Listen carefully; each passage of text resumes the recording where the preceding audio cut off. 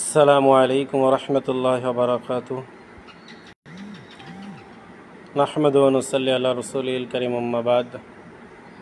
আউযু বিল্লাহি মিনাশ শাইতানির রাজীম। ওয়া লা তাকরাবুজ জিনা ইন্নাহু কানা ফাহিশা। আল্লাহ রাব্বুল আলামিন দুনিয়ার মানবজাতির সুখ শান্তি সফলতা কামিয়াবির জন্য দিন নামক দৌলত দান করেছেন। আর এই দিনের মধ্যে নারী যেমন সম্মানিত, পুরুষও তেমন সম্মানিত। আল্লাহ রাব্বুল আলামিন নারী পুরুষ উভয়কেই সম্মানিত করছেন, শ্রেষ্ঠ বানাইছেন। প্রত্যেককেই যার যার অবস্থান থেকে সেরা বানাইছেন এবং প্রত্যেকের জীবন চালানোর জন্য পথ ও পন্থার ফর্মুলা দিয়ে দিয়েছেন। যে একটা মানুষ গরিব হোক, অশিক্ষিত হোক, গ্রামের হোক, অসুন্দর হোক, নিচু বংশের হোক, সে যদি আদর্শ মেনে চলতে পারে তো তাকে হায়াতান তাইয়্যিবা, পবিত্র জিন্দেগি, পবিত্র রিজিক, পবিত্র এক দুনিয়ার নিরাপত্তাওয়ালা জীবন ব্যবস্থা, ইজ্জতওয়ালা জীবন ব্যবস্থা আল্লাহ তাআলা তাকে দান করবেন। কিন্তু যুগে যুগে ইসলাম ও মুসলমানদের বিরুদ্ধে যে কয়টা জিনিসকে ফিতনার হাতিয়ার বানানো হয়েছে তার মধ্যে একটা হলো নারী জাতিকে। এই নারী জাতিকে ফিতনার হাতিয়ার বানিয়ে যুগে যুগে মুসলমানদের বিরুদ্ধে একের পর এক ষড়যন্ত্র চালানো হয়েছে। তো যে ষড়যন্ত্রগুলা ইদানিং নারী নীতিমালার নামে আমাদের সামনে পেশ করা হচ্ছে,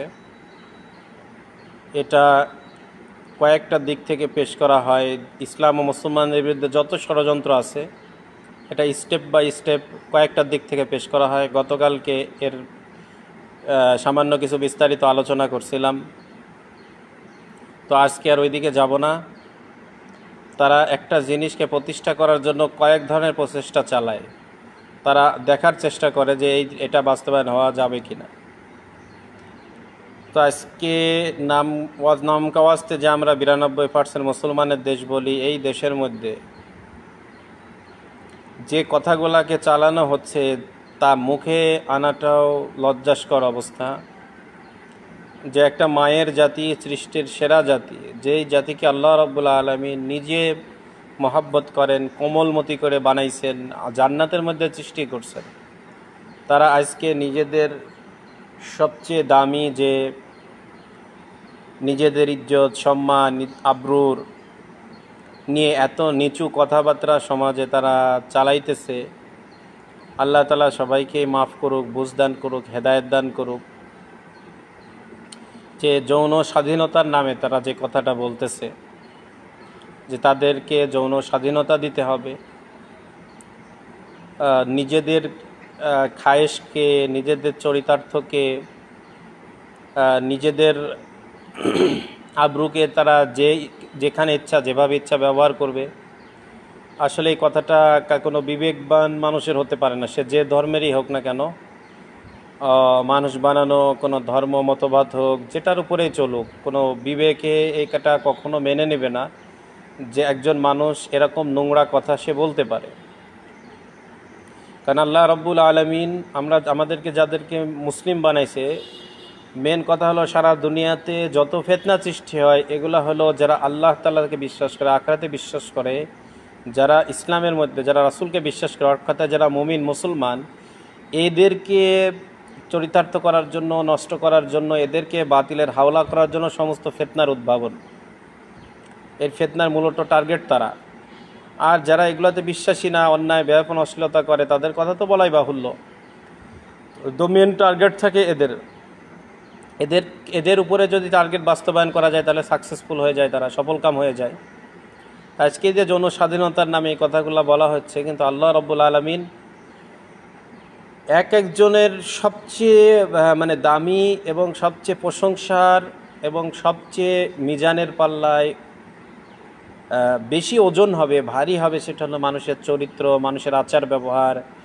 এবং একটা মানুষের এবং ইসলাম ও মুসলমানদের কোয়ালিটি প্রকাশ পাবে, তারুফ হবে, এটা হলো মানুষের চরিত্র, তার ক্যারেক্টার, তার চলাফেরা, তার আমানতদারিতা।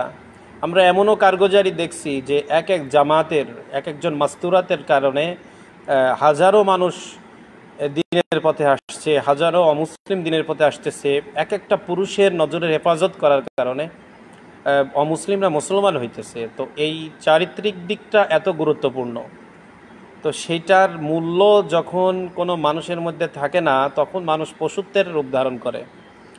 তো হাদিসে মুবারকের মধ্যে যে আলামতগুলো দেওয়া আছে যে মানুষের মধ্যে পশুত্বের চরিত্র চলে আসবে, বেহায়াপনা অশ্লীলতায় ভরে যাবে, তো এটা আজকে আমরা সামনে দেখতেছি। তো আমাদেরই জ্ঞাতি গোষ্ঠীর মানুষদেরকে তারা দালাল হিসাবে, তাদের গুপ্তচর হিসাবে এবং তাদের চর হিসাবে ব্যবহার করে, বাতিল তাগুতি শক্তি এটাই ব্যবহার তারা করতেছে। তো এর জন্য আমাদের নিজেদেরকে আল্লাহ তাআলা কত দামি বানিয়েছেন এটা আগে বুঝতে হবে, যে আল্লাহ তাআলা আমাদেরকে পৃথিবীর মধ্যে সৃষ্টির সেরা হিসাবে আল্লাহ তাআলা আমাদেরকে বানিয়েছেন। আর আমাদের মধ্যে যারা মা বোনদেরকে তো আল্লাহ রাব্বুল আলামিন এত কোমলমতি, এত দয়া করে, মায়া করে, এত ইজ্জত দিয়ে বানিয়েছেন যেটা বলার অপেক্ষা রাখে না, সবচেয়ে দামি। আর তাদের এবং মানে মুসলমান নারী পুরুষ সবার জন্যই, তারা যদি তাদের এই ক্যারেক্টারকে, তাদের সম্মানের জায়গাকে তো তারা হেফাজত করতে পারে, তাদের জন্য জান্নাতের ওয়াদা করা হয়েছে কোরআনে পাকে, হাদিসে মুবারকের মধ্যে তাদের জন্য জান্নাতের ওয়াদা করা হয়েছে। তো এবং মুসলমানদের কিছু জায়গায় মানে পরিচয় দেওয়া হয়েছে যে তারা তাদের এই সম্মানের হেফাজত করে, তারা তাদের শরীরের বিশেষ অঙ্গের তারা হেফাজত করে, এটা মুসলমানদের পরিচয় দেওয়া হয়েছে। কিন্তু আজকে যখন আমরা এই ধরনের কথাগুলা মানে শোনার মতো পরিবেশ আসতেছে, তখন আমাদের আফসোসের ব্যর্থতা হওয়ার দরকার, যে কি পরিমাণ দাওয়াতের কাজ করার দরকার ছিল, মাস্তুরাতদের মধ্যে কি পরিমাণ মেহনত করার দরকার ছিল, যা আজকে এই কথাগুলা শুনতে হচ্ছে।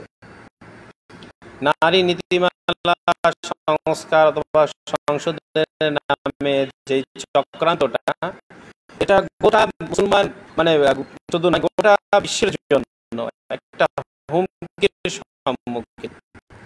মান সম্মান, চলা ওঠা, ব্যবস্থা সমস্ত কিছু ধ্বংসের সম্মুখীন করবে এই সকল এক একটা নীতি। এর মধ্যে অনেক কথাগুলো আছে, শুনতে খুবই ভালো লাগে, কিন্তু এটার কোনো অস্তিত্বই নাই। আর যেটা যৌন স্বাধীনতার তো প্রশ্নই ওঠে না, কারণ অবিবাহিত এবং বিবাহিতদের দেখেন মাত্র কয়েকটা জিনিসের ব্যাপারে আল্লাহ রাব্বুল আলামিন রাসূলুল্লাহ সাল্লাল্লাহু আলাইহি ওয়াসাল্লাম শাস্তির বিধানের কথা বলছেন।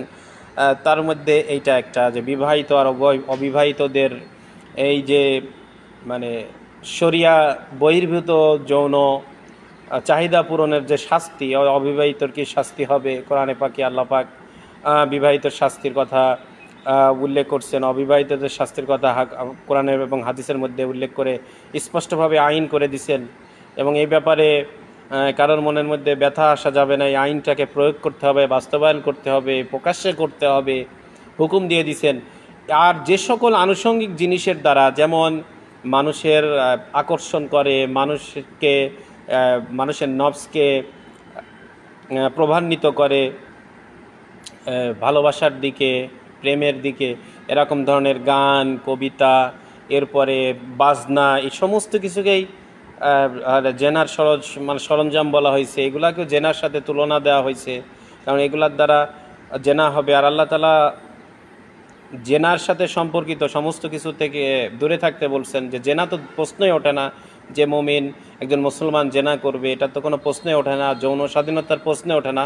যেই কাজগুলা করলে এগুলা হতে পারে, ওই কাজগুলা থেকেও দূরে থাকতে বলছেন। তাহলে এটা কত মারাত্মক, এবং যেটার জন্য আল্লাহ রাব্বুল আলামিন কি পরিমাণ নাখোশ হন, কি পরিমাণ নারাজ হন। এবং এই জেনা সংক্রান্ত, চরিত্র সংক্রান্ত যত পাপ আছে, এই পাপের সম্পর্কে কোরআন এবং হাদিসে বিশেষ বিশেষ ধুমকি এবং আযাবের কথা কিন্তু বলা হয়েছে, অসন্তুষ্টির কথা বলা হয়েছে। আল্লাহ অসন্তুষ্ট হবেন, রসুল অসন্তুষ্ট হবেন, এবং কি লানত হবে, ফেরেশতারা পর্যন্ত লানত করবে, মাখলুক পর্যন্ত লানত করবে। আর এগুলা তো কোনো প্রশ্নই ওঠে না। শরীয়তের যে সিস্টেম আছে, এই সিস্টেম ছাড়া জেনা তো দূরে থাক, একটা শরীয় ওজর ছাড়া একজন পুরুষ একটা নারীর শরীর স্পর্শ করবে, এটারই মানে পারমিশন দেওয়া হয়নি। হ্যাঁ, শরিয়ার ওজরে বিভিন্ন বিপদ আপদে ডাক্তারি ক্ষেত্রে মাজুর হয়ে বিভিন্ন কিছুকে জায়েজ করা হয়েছে, তারপরও অনেক শর্ত শরায়েত। আর এগুলো আমাদের দুর্বলতার কারণে, কারণ আমাদের এই সকল জায়গায় মানে স্বলিঙ্গের ব্যবস্থাপনার অনেক ঘাটতি থাকার কারণে বিপরীত লিঙ্গের জায়গায় যে শরিয়ার বিভিন্ন মানে সিচুয়েশনে আমাদেরকে একটু একটু হলেও ছাড় দিছে যে এখানে কি করবে, এখানে এই পরিমাণ হয়তো জায়েজ, কিন্তু শরিয়ার অনুমতি ছাড়াতে একদম স্পর্শ করা পর্যন্ত যেখানে নিষেধ। আর এই চারিত্রিক ব্যাপার নিয়ে যে কড়াকড়ি করা হয়েছে, কারণ এটা মানুষকে পশুত্বের দিকে নিয়ে যায়। তো এই সমস্ত কিছু যা আমাদের দেশের মধ্যে হচ্ছে, একের পর এক রাজনীতির নামে আওয়াজ হচ্ছে, আমি ইনশাল্লাহ নিয়ত করেছি এক একটা বিষয় নিয়ে আলোচনা তুলে ধরার।